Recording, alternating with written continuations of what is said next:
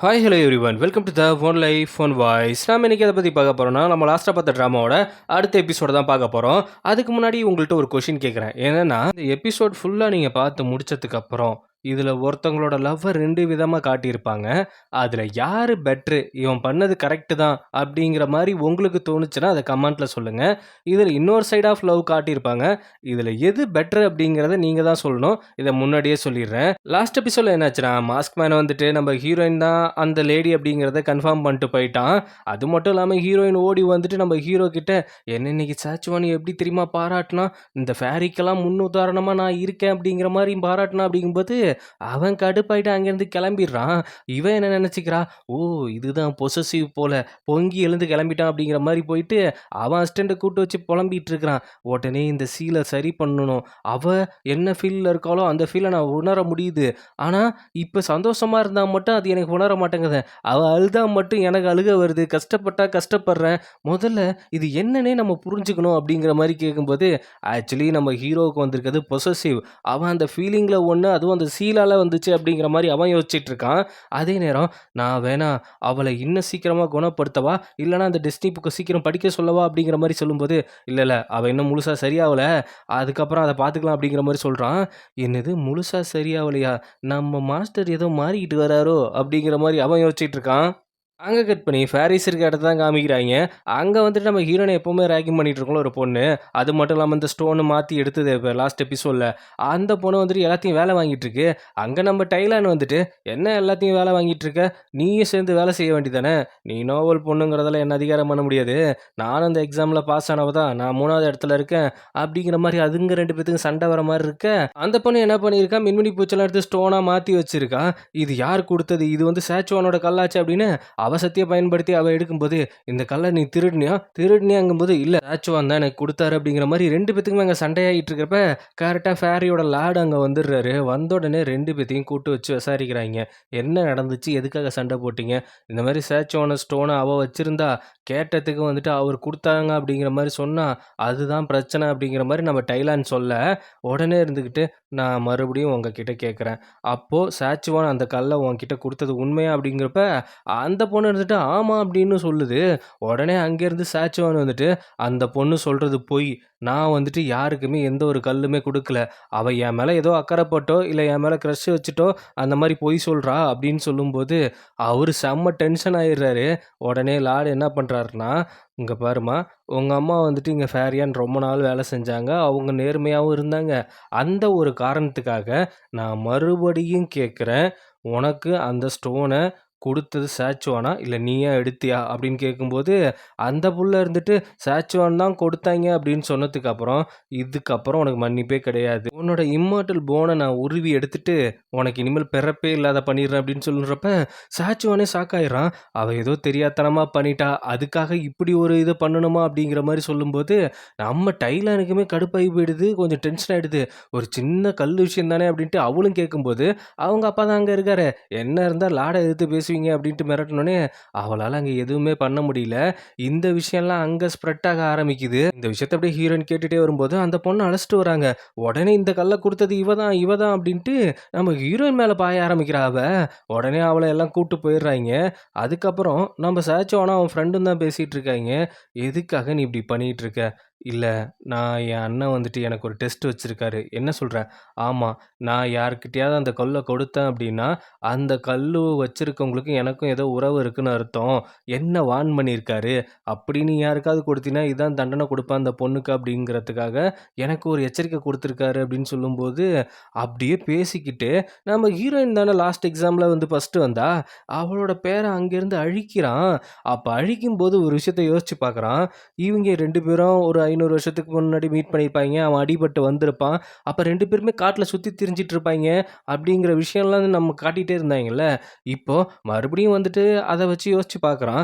அப்போ 2 பழங்களை எடுத்துகிட்டு நம்ம ஹீரோயின் வரும்பொழுது, நீ என்னை மறந்துடுவ, நான் உங்களை மறக்கவே மாட்டேன், எனக்கு கிடைச்ச ஃபஸ்ட்டு ஃப்ரெண்டு நீங்கள், உங்களெல்லாம் நான் மறக்கவே மாட்டேன் அப்படின்னு சொல்லும்போது, உடனே இவன் தான் இவனோட நினைவுகள மறக்க வச்சிருக்கான். அது மட்டும் இல்லாம ஃபர்ஸ்ட் டைம் வந்துட்டு இந்த ஃபேரி காட்டுல வந்துட்டு அவ வந்து பார்க்க வந்திருப்பாள்ல, அப்ப வேணும்னே இவன் கல்ல கீழ போட்டிருக்கான்.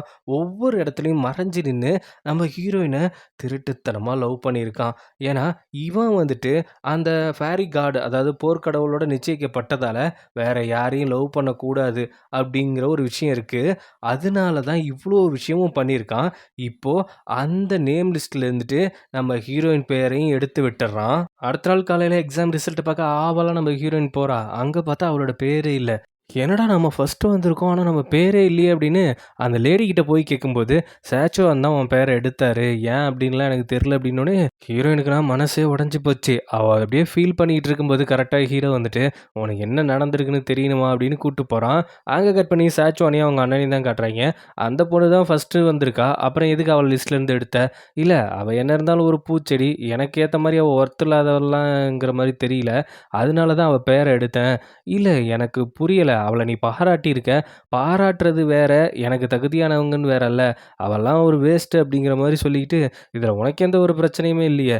என்னோட கடமை இங்க இருக்கிற ஆவிய நான் கண்டுபிடிக்கணும். அத போய் நான் வேலைய பார்க்குறேன் அப்படிங்கிற மாரி சொல்லும்போது, இத எல்லாத்தையுமே மறைஞ்சிருந்து ஹீரோவும், ஹீரோயினும் பார்த்துக்கிட்டே இருக்காய்ங்க. ஹீரோயின்லாம் அழுவ ஆரம்பிச்சிடுறா. அதுக்கப்புறம் போய் உட்காந்துட்டு அழு அழுன்னு அழுறா. இவன் இருந்துகிட்டு, "இங்க பாரு நீ அழாத, நீ அழாத. அது அழுதா எனக்கு சுத்தமா புடிக்காது." அப்படிங்கும்போது, "இல்ல என்ன மத்தவங்க எல்லாம் ஒர்த் இல்லாதவ.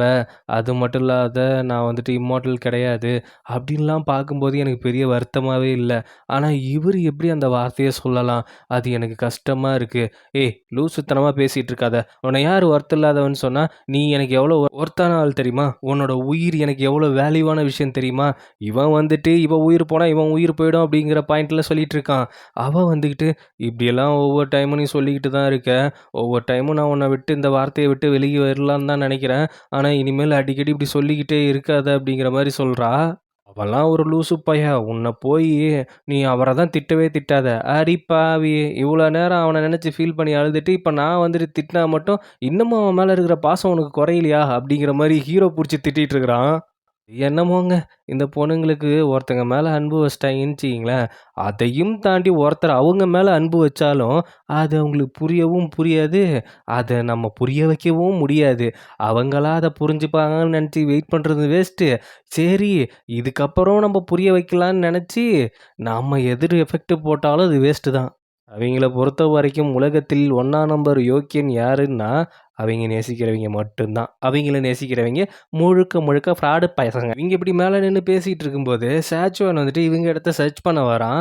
என்னன்னா, அவங்க அண்ணன் ஆர்டர் குடுத்துருப்பாரு, இந்த தீயாவிய நீ தான் கண்டுபிடிக்கணும் அப்படின்ட்டு. அவங்க வந்துட்டு 2, 3 டைம் சொல்றாய்ங்க, நாங்க சர்ச் பண்ண வரோம், சர்ச் பண்ண வரோம் அப்படின்ட்டு.